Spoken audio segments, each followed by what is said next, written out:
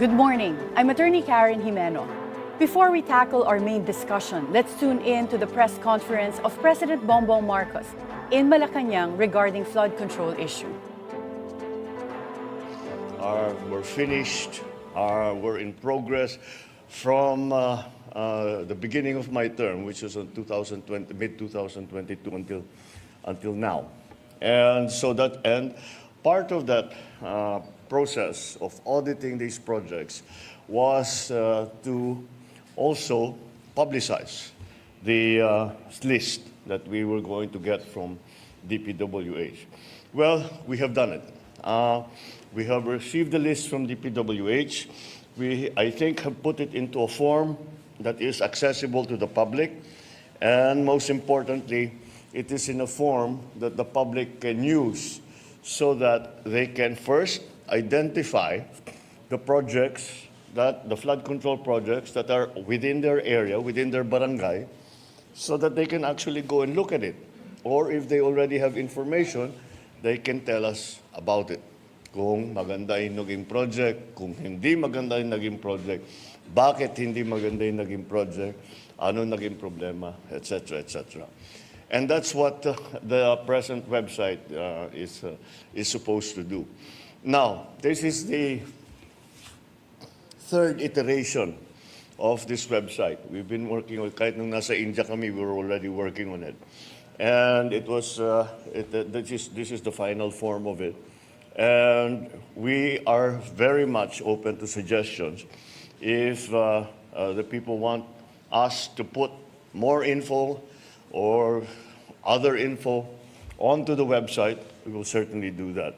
But to begin with, we have I think there will be a video later on to show very simply how the website is being used. I was asked if, again, this is something that everybody can use, and I'm confident that the way that we have done it is very accessible to people. Before we get to this point, can we do the video first? Can we hang on to this? Wait. Let's start from the beginning. Let's start from the beginning, please. Yeah, okay, let's do that. O sige, gawin na natin yan.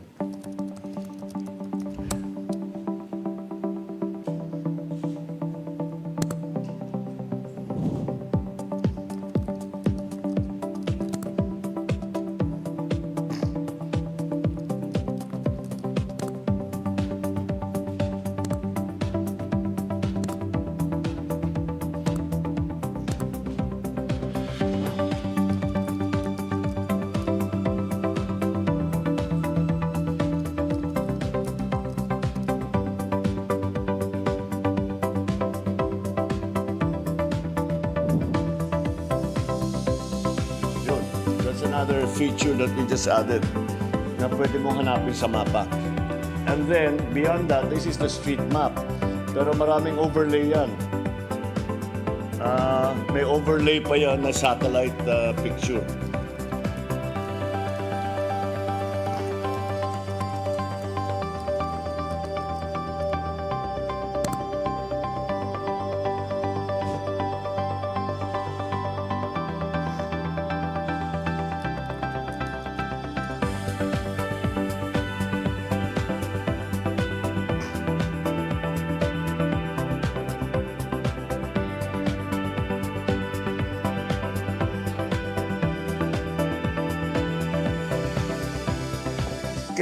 Can we just show the first page?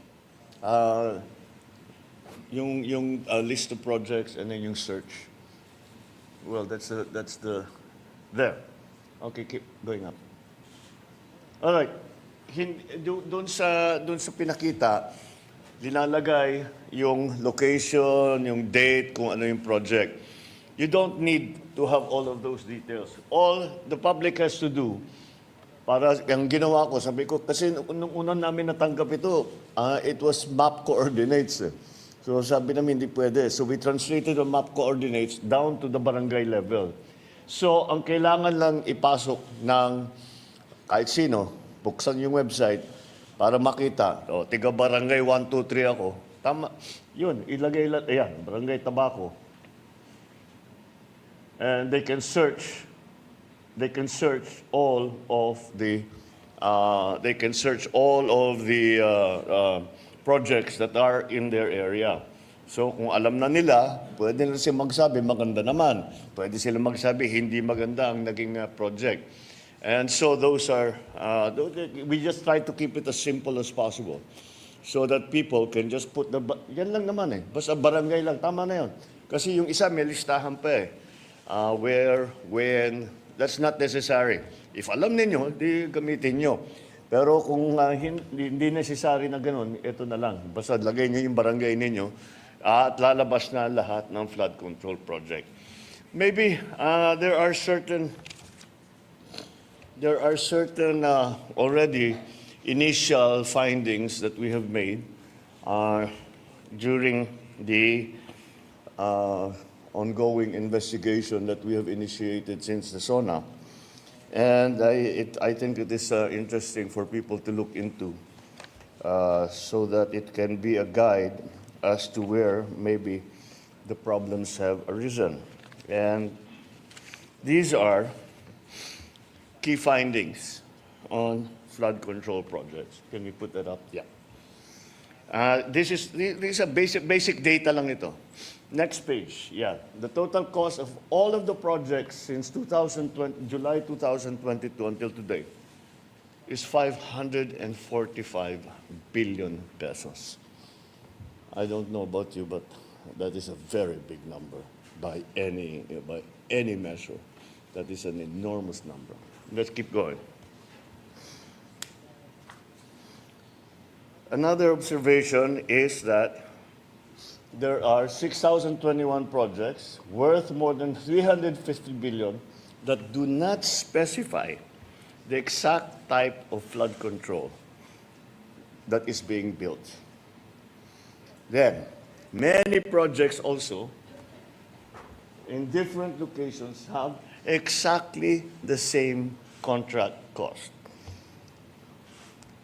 I think anybody who works in either the private sector or the public sector, pag sinabi, may 50 project, pare-pareho, 150 million lahat. Pare-pareho lahat. Imposible yan. It is impossible for one barangay, even if they are the next barangay, to have the exact same project to the exact same amount with the exact same contractor. Imposible yan. And that is why that is a significant finding already that we have made. Now, can we keep going, please? What's in there? So, we looked at the regions, kung saan ang pinakamarami. And this is what came out.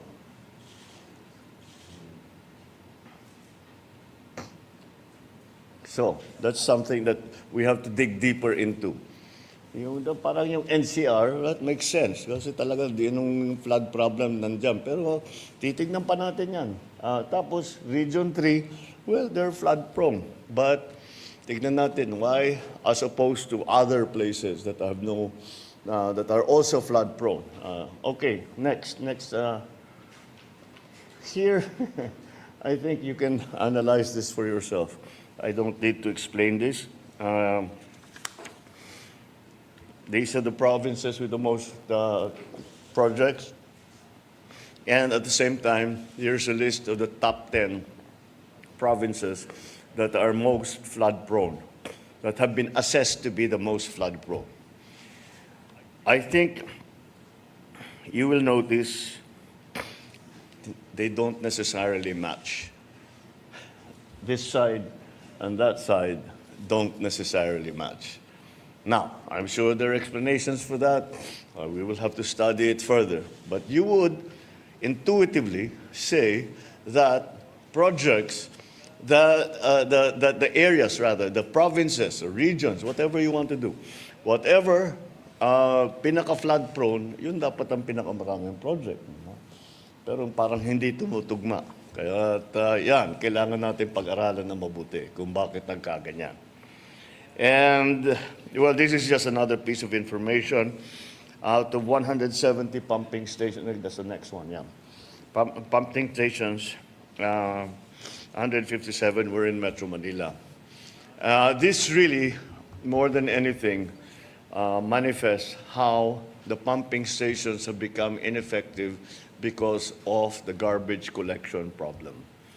So that's indicative of that. Kaya namin linagay yan dyan. Kaya dahil para yung malaman ng tao, gawa tayo ng gawa nitong pumping station, pag yung basura naman ay natapon, nabara yung bomba, nabara yung estero, nabara lahat, kagaya yung pinuntahan natin nung bag na last week. Wala ring silbi yung pumping station. And that's just to bring home the message that we really have to do something about the garbage problem. There are, let's see, yeah, this is, all over, there are 2,409 contracting entities, which is understandable. Kasi sa local, ganyan talaga yan. You may AA, AAA, yun lang ang pwede niyong gamitin. And pag yung maliliit na project, the local can do it already. So that's not, just to show paano yung nagkahatian. However, this is another disturbing assessment statistic. 20% of the entire 545 billion budget napunta lang sa 15 na kontraktor. Sa 15 na kontraktor na yan, 5 sa kanila ay may kontrata sa buong Pilipinas. Keep going. Yeah, with the flood. Ito na yung listahan. And this is what I was talking about. 5 of these 15 contracts have projects in almost all regions nationwide. Ang justification sa pagpili ng kontratista ay para sasabihin, pagbigyan naman natin yung local. Di ba? Para naman yung mga maliliit na kontraktor, may trabaho naman sila. Mas mabilis kasi kung local. Kausap mo yung tao eh. Again, my experience as governor is that as much as possible, we try to do it by local. Kasi pwede namin, may madali, sabihin, bilisan nyo na, bakit wala pa, pwede mong anihin. You have some influence over the thing. But that one, that for me was the one that stood out very much. 5 of these contractors had projects in almost the entire country. So those are the ones that immediately pop out na sa aking palagay ay kailangan natin tignan. So anyway, this is the initial. We are rolling out the website today. We have provided you with some of the initial information that we have had. They are not assessments. We are not accusing anyone of anything yet. However, it gives us an idea of how this has been conducted. So I hope people will take advantage of this. And as I said, there is always a way for them to give their comments. Magsumbong sila kung yan ang gusto nilang gawin. Maaari naman sasabihin nila, hindi, walang problema dito. Yun ang pinakamagandang balita na matatanggap namin. So I encourage everyone to look into this and say your piece. Kasi parang sinasabi ng mga iba, nakikita naman namin hindi maganda pero wala naman kami mapuntahan, wala naman kami malapitan. Ngayon meron na. Ngayon meron na kayo malalapitan. Ito, ang lalapitan na ngayon ninyo ako mismo. Dahil akong titingin dito araw-araw sa website natin at babasahin ko ang report na ibibigay ng taong bayan. So this is the first step. We are going to keep going. This is something that is, I think, absolutely necessary. We have to clean our ranks. This is it might be a little painful. Baka masangkot dyan yung mga tao na malapit sa atin. Ngunit kahit malapit sila sa atin, mas malapit naman siguro sa puso natin yung taong bayan. Kaya silang unahin natin. All right. I think that's just a preliminary briefing, and thank you, and I'll take some questions. Thank you very much, Mr. President. Mr. President, the first question will come from Alvin Baltasar, Radio Pilipinas. Mr. President, magandang umaga po. Hi, sir. Good morning po.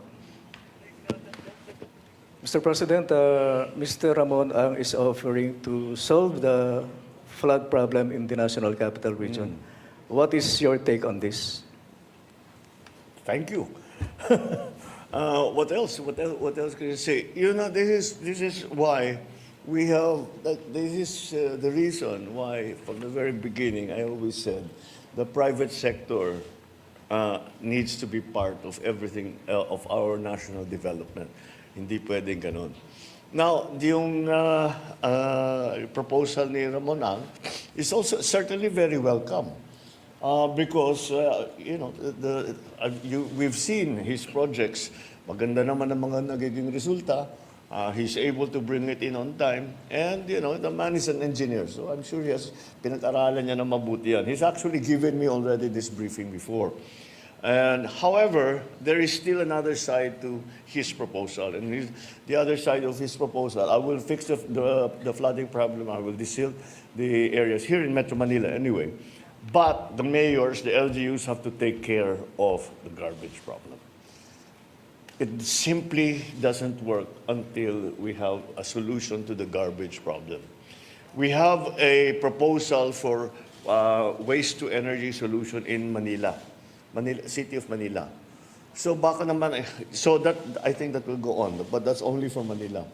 So itutuloy natin, titingnan natin kung magandang lumabas doon. And if that's the case, then that's what we will do with other parts of at least Metro Manila sa una or the other urban areas na nababaha. So again, anybody who wants to help, it's a welcome offer. Yes. So, sir, just a quick follow-up. So, yung proposal po ni Senador Panfilo Lacson na itap din yung ibang mga bilyonaryo sa bansa, welcome din po sa inyo yun. Siyempre, you know, you don't look a gift horse in the mouth. Kung handa silang tumulong, tumutulong. And this is not anything new. The so-called taipans of the country, pagka meron tayong gustong gawin, nag-o-offer talaga sila.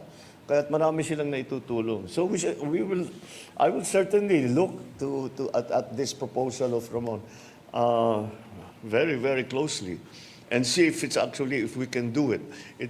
Like I said, it will require that coordination between LGUs and I guess San Miguel, whatever it is, what part it is that they want to play. Pero nagdi-desilt na siya. Pasig River, dinidesilt na niya. So alam niya talaga yon. So anyway, that's something that's very welcome, as I said. Any offers of help are always welcome. Maraming salamat po, Mr. President. Thank you. Sir, the next question will come from Ana Felicia, GMA News Online. Good morning, Mr. President. Sir, Senator Tulfo mentioned earlier na isang undersecretary ng DPWH yung reportedly nasibak dahil po dito sa anomalous flood control. Is this confirmed, Mr. President? And sino-sino pa po kaya yung involved dito sa corrupt flood projects po? If we can name them, Mr. President. Now? We just opened the website. No, I need to hear from other people because anong makukuha kong report? Makukuha kong report sa kung sino man, maganda lahat. So I need to hear from people first. And then if there is really something na kailangan sasabihin talaga ito consistent, ang dami nilang 15 yung project nila, puro palpak. Delikado na yan, pitignan na namin. But we don't have that yet. We haven't conducted that. If you remember, the DepDev is going to now go into all of that. Pero parallel effort yan. Sa gobyerno at saka sa taong bayan. Importante yung contribution ng taong bayan. Napakahalaga. Dahil nandito kami, pinag-usapan nga natin, 9,000 projects. Siyempre, didetalye namin yan, iisa-isahin namin yan. Pero ang tao, nandun sa harap nila eh. Paggising nila sa umaga, maglalakad lang sila ng kalahating kilometro, nandyan na, nakita na nila eh. So that's maybe more important. Kaya we have encouraged the way we put the website together, kahit may picture, may video, i-upload ninyo sa amin para makita namin. Kasi meron kaming yung mga malalaking analysis, yung mga satellite nga, pati yung mga report. Pero iba na rin yung nakikita mo, sasabihin mo, dito nasira eh. Dito pumasok yung tubig.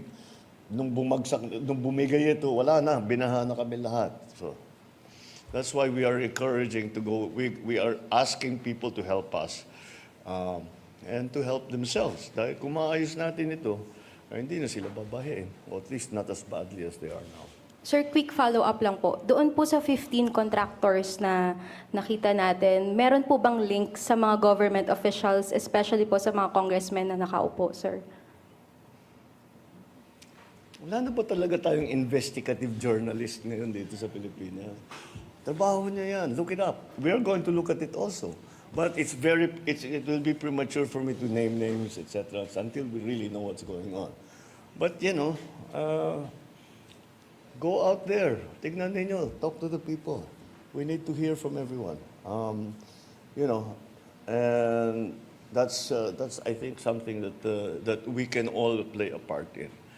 I know that once this comes out, that kung ano-ano makapapasok na reklamo, kung minsan justified, kung minsan hindi, dahil may alitan for political or whatever, natalo sa kontrata, the usual thing.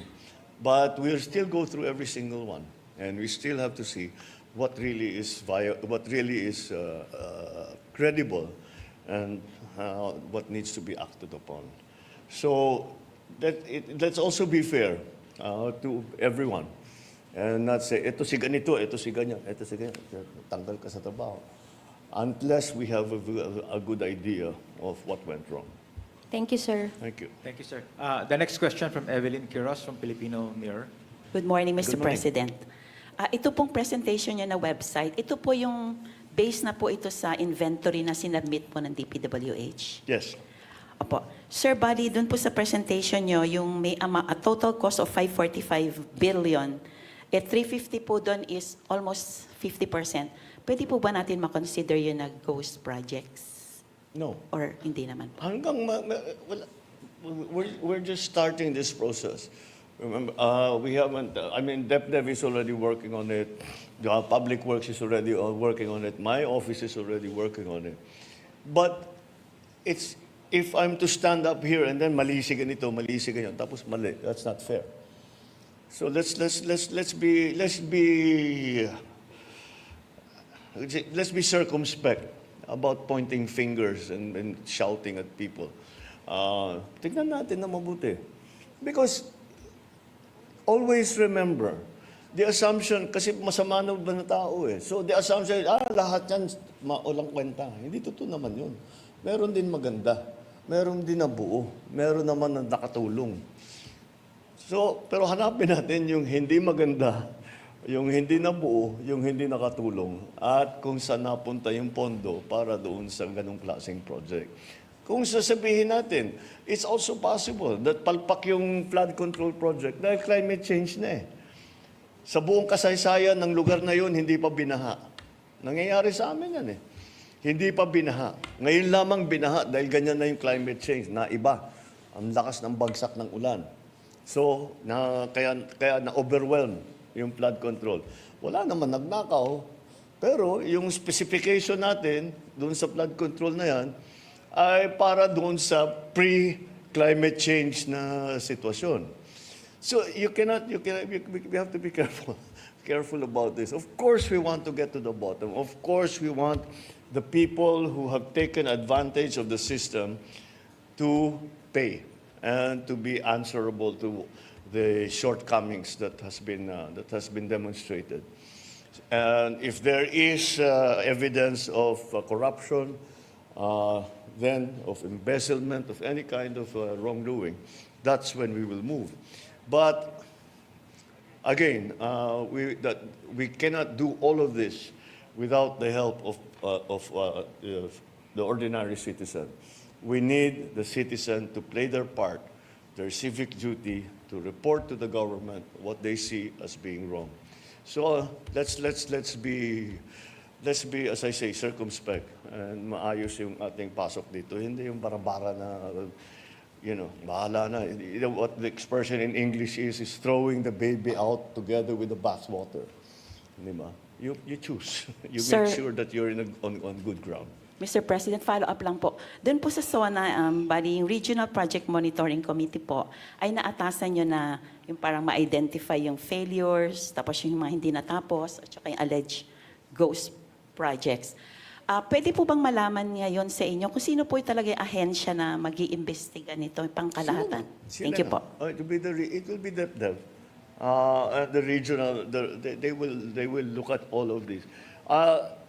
That's why what the DepDev, for example, can do. For those who are not up to, DepDev is what NEDA used to be. We just renamed it, so it's now called the Department of Development.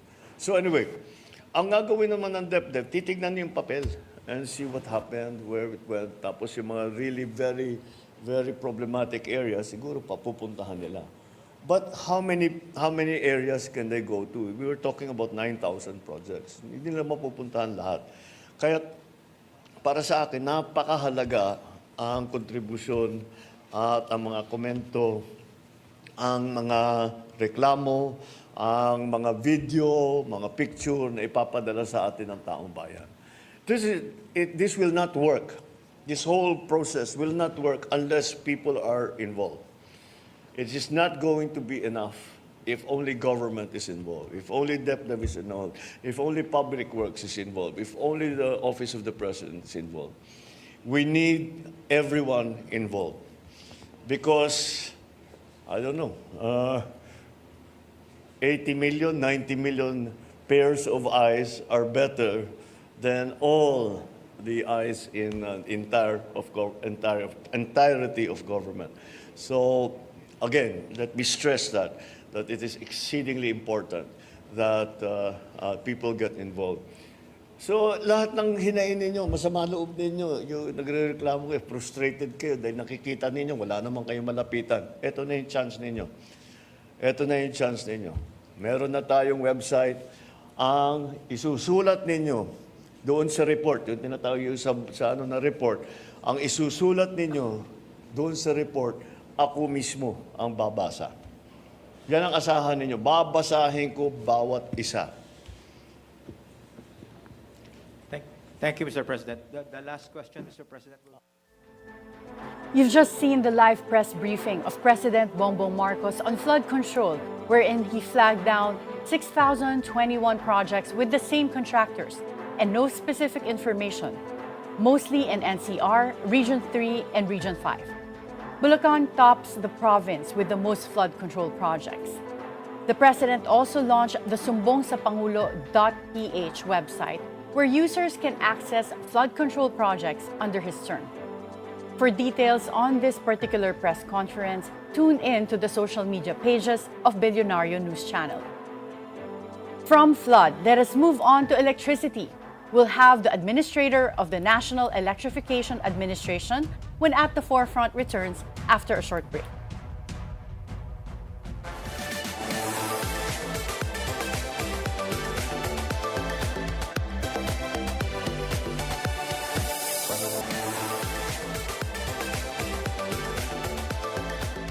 Welcome back at the Forefront. With us this morning is the Chief of the National Electrification Administration, Antonio Mariano Almeda. Good morning, Chief Nani. Good morning, Attorney Karen, and thank you for having me in your show. Well, let's start first with a recent media interview where you stated that 90 out of 121 electric cooperatives charge lower electricity rates in the country compared to Meralco. Paano nagkakaroon ng mga ganitong competitive rates and how should these be sustained for the consumers? Well, actually, Attorney Karen, it started as some greeting or some commendation I gave my electric cooperatives. under my watch, since this is our anniversary month. No? August is NEA's anniversary month, and the Philippine Rural Electric Cooperatives Association's 46th founding anniversary. So during that interview, I was lauding the line workers, since that was the Line Workers Appreciation Day. And at the same time, I lauded the electric cooperatives after receiving a report submitted to me by PhilReca, the Philippine Rural Electric Cooperatives Association, that based on comparative data in 2024, 90 out of 121 electric cooperatives are offering lower rates than Meralco. And in the first half of 2025, meaning January to June, there were 101 out of 121 ECs doing the same thing, no? You know naman, we consider Meralco as the gold standard in the distribution utility business. So having to offer cheaper rates than Meralco and being able to come up with their own CSPs, the competitive selection process, and coming up with lower rates, for me, it's an achievement. No? Now, well, there were a bit of reactions already from Meralco themselves and from some other media personalities. And actually, I put it into context that it was an achievement. And just the same, I tried to elaborate on the Was the circumstance. reaction negative or positive? Well, of course, it placed Meralco into some position na dapat sila mag-explain. No? So on my part, I did my own research and went back to datas. And just recently, the first thing I did was went to the website of Meralco. For July 2025, I got their generation rate, which is at 7.6959, and their DSM, which is the distribution rate of 1.9201, no? Okay. At a total of 9.616 just on the generation and distribution. Wala pang transmission dito. Yeah, oo. But Marami additional charges, well, right? I didn't touch on that anymore. Yeah. Just para maging apple to apple lang, no? And I also did go into the website of one of the bigger and better cooperatives in Luzon, which is Batelec 2. And I found out that their generation rate is only at 5.0668, no? A difference of 2.6921 from just the generation, and offering a DSM of 1.3564 for a total of 6.4232 generation plus distribution. Yeah, that's quite a substantial difference. Well, there's a difference of 3.1928. Yes. 3.1928. Paano po nabababa ng mga ibang electric cooperatives yung presyo nila? Well, everything is a product of a competitive selection process. And when it comes to the generation, ay saklaw ng ERC yan eh. But what is submitted to ERC is a result of the competitive selection process. So I believe EC and the electric cooperatives and Meralco do have the same method and process of CSPs. And I believe they have the same suppliers. I mean, the coal-fired power plants. Except that I agree with Meralco.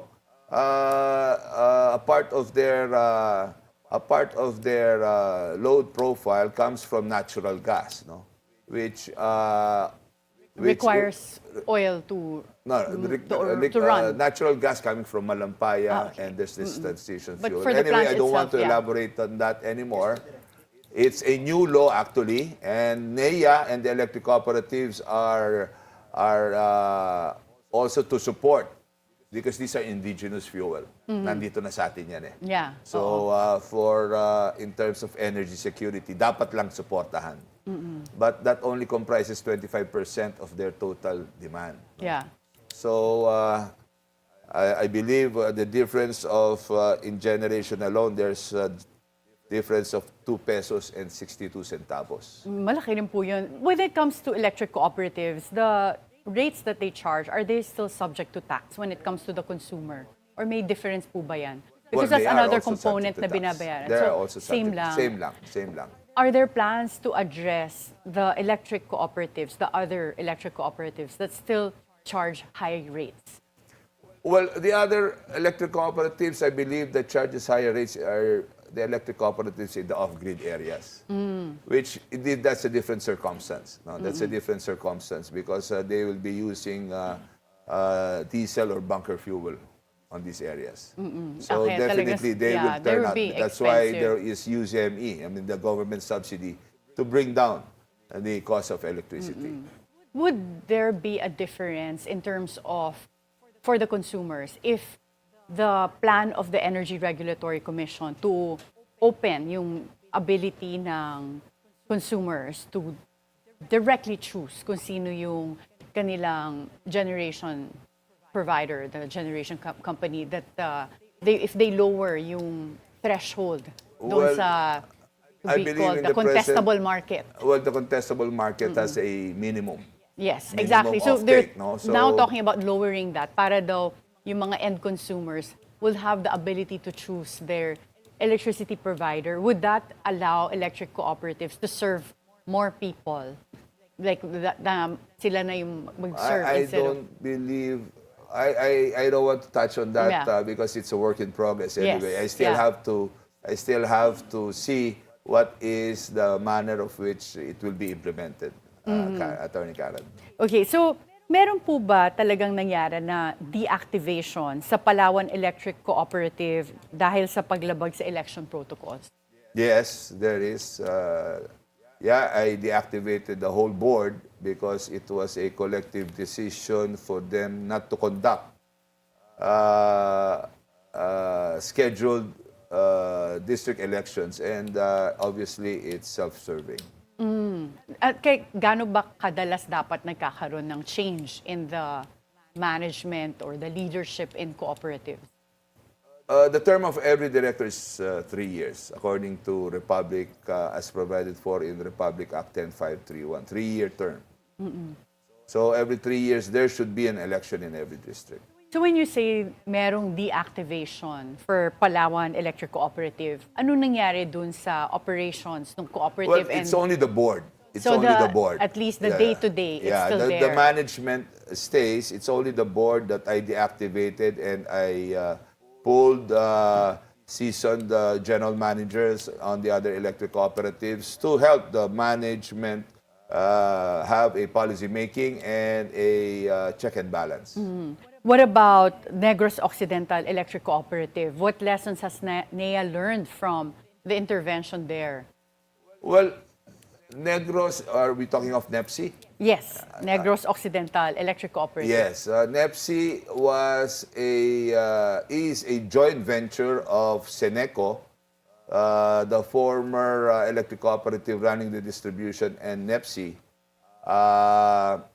It happened 2023, I think. It is a joint venture agreement between Seneco and Prime Electric, and NEPSI is the company that is operating the distribution utility. According to 10531, there are 3 options, no? 3 options for an ailing cooperative, or maybe a financially how will you say it? Medyo mabigat na sitwasyon, no? In a dire financial situation. Pwedeng magkaroon ng 3 modes, no? Either tinatawag na public-private participation, which is the joint venture agreement, the investment management contract, or NEA steps in to take over. In this case, ano po yung Seneco naging mode? availed of the joint venture process. And Has it been performing better ever since, well, financially I believe just operations-wise? in our recent anniversary celebration held in Bacolod, NEPC was one of the supporters, and I saw their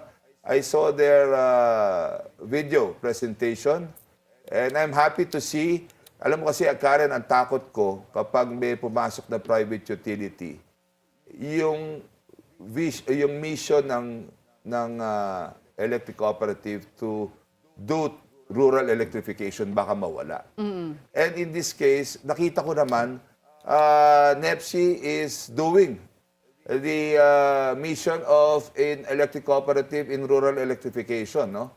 As in fact, nakita ko sa presentation nila, they have spent 26 million pesos already, lighting up several sitios. And for me, that's really, I mean, it's a big relief for me, no? Kasi ang takot ko pag nag-privatize ang isang electric cooperative, baka makalimutan na yung mga rural folks eh.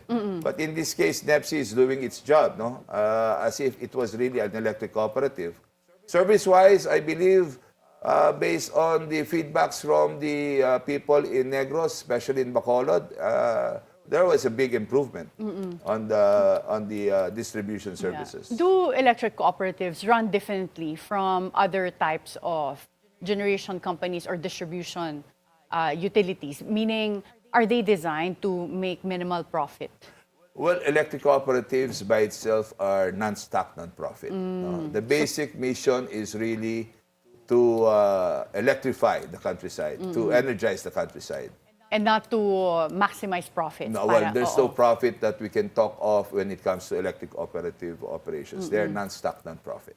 Well, how do you ensure accountability, transparency, and yung preventing yung misuse of funds Well, or that corruption? is why NEA is here to regulate. Regulate both their institutional, financial, and technical operations. Have you been able to catch that pagka may nag-audit ba ang NEA? Yes, we do periodic audits, and there are, I would say a handful, a bit of electric cooperatives that medyo nahuli na namin, and I have filed criminal cases against them already. By total, I believe NEA has been, I would say, successful. I believe it's successful in eliminating corrupt and irregularities that were happening before. Are there still problems of electricity in Albay? And is NEA doing something to address that? Yes, I have to admit that Albay is not yet off the hook. No, it's not out of the woods. Day-to-day pa rin ang operations namin. But from its former, it came from an investment management contract, no? Na untimely rescinded by the local government. So pumasok ang NEA. So it's working under the supervision of NEA ngayon. And so far, the management team naman is making both ends meet, no?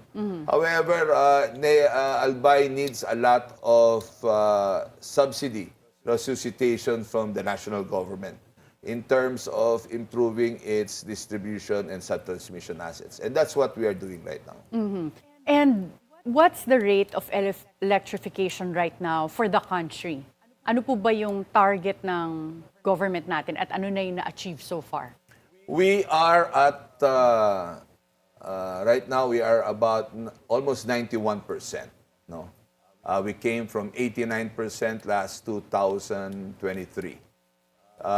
End of 2024, we were able to achieve close to 90.87. So I just round off ko na lang sa 91%. But what's the standard for saying na electrified ng isang area? Pagka ba nabubuksan mo na yung bombilya mo, that's already In terms part of of the households. 90%? In terms of households. But do you also take into account yung reliability of the electricity when you're counting that 90%? Well, energization first. Reliability will come in. Okay. Will come in next. No? Oo. Hindi So natin just to give pwede us a clear picture, oo. Yeah. So basta may Yung- kuryente may na, kuryente muna. it's 90%. Kasama Yeah. na yun doon sa 90%. Yeah. So NEA has established three-pronged strategy.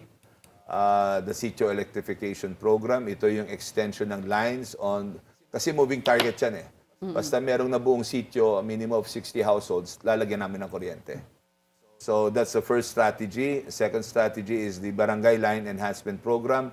Ito ngayon yung mga dilapidated subtransmission lines na kailangan i-upgrade or i-uprate. Binibigyan din natin ng subsidy yan. These are all in forms of subsidy. From sitio electrification, barangay line enhancement. And the last one, which I believe is very effective that is happening right now, is what we call the photovoltaic mainstreaming. These are to address households in the underserved and unviable areas. Yung talaga nasa bundok na. Yung mga IPs, yung mga lugar na hindi na viable, lagyan ng extension kasi napakalayo na. So ang ginagawa namin, we install in their homes, in their sa mga kanya-kanyang bahay, solar with battery. It's a 40-watt capacity that can light up 4 bulbs. It has a built-in radio and can charge a cell phone. And for them, that's a big difference already. And ano po yung mga challenges na nakikita nyo from completing yung last mile delivery of electricity, yung mga dun sa talagang, sabi nyo nga po, challenging na lugar? Ano yung na-encounter nyo madalas? Well, first of all, siyempre, it requires funding.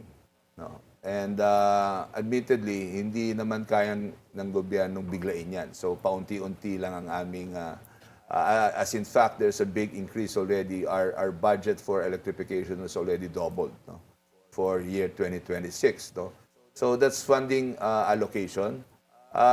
Second, with regards to logistics, installation, tingin ko kaya naman ng mga electric cooperatives because we are doing it right now. I mean, not only the last mile homes, but included in the portfolio of NEA right now is to energize also last mile schools. Yes, no? yeah. Just recently, last February, DepEd and NEA through Secretary Sana Angara, ibinigay sa NEA yung responsibility to energize the last mile schools, yung mga eskwelahan sa bundok, IP schools. And we were already able to come up with a prototype last June, and we are about to implement this prototype to cover 295 schools within the year. So, time in motion, pinag-aralan namin. I asked University of the Philippines to come up with a design para standard lahat sa mga last mile schools. And we were able to come up with a design. So, yun ang i-roll out namin until the end of the year. Do you think the government is giving the right amount of priority for the electrification of the whole country? Kasi you mentioned mukhang ang malaking challenge talaga is the funding. Well, I believe the government is getting to realize that power is very important. Yeah, in most countries Yeah. it's called a basic human right to That's have right. electricity. It's not a luxury, but Oo, a basic human right yeah. already. So, well, I believe we were able to convince the government executive with our 5-year program, and they are in close coordination with my Secretary Sharon Garin and NEA, on how to be able to give sources of funding for the projects that needs to be done. And in your opinion, by what year can the Philippines achieve 100% electrification? Hindi ko masasagot yan, Atty. Karen, kung hindi ko alam kung anong allocation ng funding. Sa funding talaga. That's Kaya, right. pero kung let's say makuha yung sufficient funding, kaya po ba by 2028 before the term of this admin ends? As early as 2023, after the President announced that he wished that total electrification be achieved by 2028, we immediately came up with a 5-year program. No? And we're already at 2025. We're a bit delayed already. So, trabaho lang kami ng trabaho. I mean, kung may funding, gagawin namin yan, no? Hanggang sa ma-achieve yung 100%. If kulangin man sa 2028, konti na lang siguro matitira. Well, you did mention already funding as the biggest challenge to achieve 100% electrification. Are there any policy gaps or gaps in the law that you are seeing that prevents us from also reaching your targets? But before you answer that question, we'll have to take a short break. At the forefront, we'll be right back.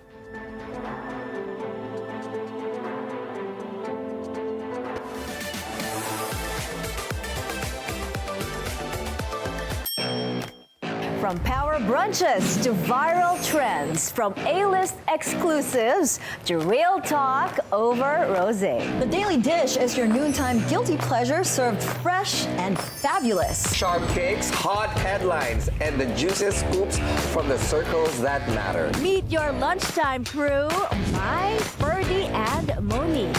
Serving real talk, bold takes, and the juiciest dish on everything that matters. Stories you whisper about, we put them on blast. More real talk And a lot of spilled tea. with zero filter. Get your daily fix with the Daily Dish. Only here on the Bilyonaryo News Channel. Ito po si Father Nono. Ako po si Father Fiel Pareha. Ako si Risa Singson Kaupeng. Kape at pandasal na po tayo. Ito po si Cardinal Chito Tagte.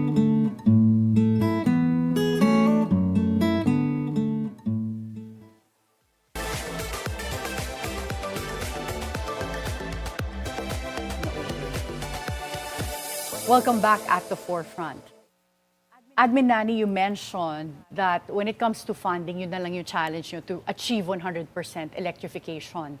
But what about any policy gaps or laws that are needed that prevent you from achieving this 100% electrification target? I believe the whole energy family is focused towards achieving 100% electrification. From DOE and PC Transco, we're all working together hand in hand in close coordination to make it possible. No? So I cannot think much of any applicables that would prevent us from doing this. So no need to lobby for any No, I don't new think- laws no, or no. changes sa policy. Yeah. But when it comes to climate change, has that affected our ability to reach, lalo na yung mga last mile, or even the reliability of electricity? Yung mga baha na Climate constant. change storms, first it will delay our installation process. No? Kasi bundok lahat kung tatahakin Yung mga namin. natitira po. Oo, yung mga pupuntahan natin. Siyempre, pag may bagyo, tigil muna kami. No? With regard to distribution assets or subtransmission assets of electric cooperatives. Of course, ibang klase ang mga bagyo ngayon talagang tumutumba ng poste, no? So, ang mga electric cooperatives, sanay naman mag-restore ng tulong-tulong. Meron kami task force kapatiran. Basta tinamaan ng bagyo ang isang region, immediately nag-mobilize kami na kapag humupa ang bagyo, tutulong na yung mga electric cooperatives, sending their contingencies of linemen, of technical men, even of the assets, equipments, poste, cable, transformer, dala-dala namin lahat yan para to restore a certain area. So you've also adapted over time to address yung mga mas malalakas na That's true. bagyo. That's But true. Admin Nani, matagal ko nang naririnig yung rate na 90% electrification. It seems like for many years, na-achieve na yung around 90%. Is that correct? How many years are we na nasa 90% Actually, electrification Luzon na? and Visayas are over 90% already. Nasa 94, 95 pa nga yata eh. The thing that pulls the rate down is Mindanao. Mindanao, when I started way back 2022, late 2022, I found that it's only at 75%. No? Bakit pumababa ang Mindanao? Well, siguro I can attribute it to those incidents na may armed struggle areas before, hindi makapasok ang mga cooperative. I think that's one of the major causes. So, ang trust ko ngayon is concentrate on Mindanao. No? So, all subsidies are concentrated and prioritizing Mindanao, especially the GIDA areas. I mean, yun ang marching order sa amin ni Presidente. Concentrate on the GIDA areas. What are the GIDA areas? These are, geographically isolated and disadvantaged area. Mga halimbawa po ba, Sulu, for example? or Mostly sa Zamboanga Peninsula, sa Davao Oriental, Davao de Oro, areas of Maguindanao, Lanao del Sur. Ito yung mga may mga gera noong araw. Nagpunta na po akong Zamboanga dati and may brownouts pa rin sila. But this was a couple of years back. Nawala na po ba yun? Well, nandun pa rin. I cannot say na wala lang brownout. But nandun pa rin, but we are upgrading, especially in the Zamboanga Peninsula, Zamboanga del Sur, Zamboanga del Norte, Zamboanga Sibugay. Galing lang ako dun last week. Talagang nakita ko naman yung sitwasyon nila ron, and all distribution assets should be uprated kasi mga age-old na eh. Na-upgrade na po ba? Well, dahan-dahan namin ginagawa because it needs funding also. Okay. Admin Nani, what is your message to the public? What can we expect from NEA before this admin ends? Well, NEA will, siguro, the way I'll put it, Atty. Karen, NEA will be in the front and center of nation building. We will be very active in involving the agency and mostly the electric co-ops, no, in bringing power because we believe that power precedes progress. If there's no power, masyadong maliit ang tsansa magkaroon ng progreso. That's so true. At kawawa talaga ang buhay, yung quality of life pag walang kuryente po. Yes, Atty. Karen, and nakita namin sa pag-ikot-ikot ko, nakita ko na kung ano ang magagawa ng kuryente sa isang lugar. So, it is not anymore our job. It is our mission. Thank you so much, Admin Nani. Thank you for your time today. Thank you, Atty. Karen. From empowering remote schools and bringing lights to the farthest communities, the drive toward full electrification speaks of a vision where no Filipino is left in the dark. True nation building means ensuring that every home we energize also becomes a place where life, safety, and hope can endure. Be timely informed, be insightful of the news, always stay at the forefront. Join us again tomorrow for meaningful insights on personalities and issues that matter. This is Atty. Karen Jimeno. Thank you for spending your hour with us.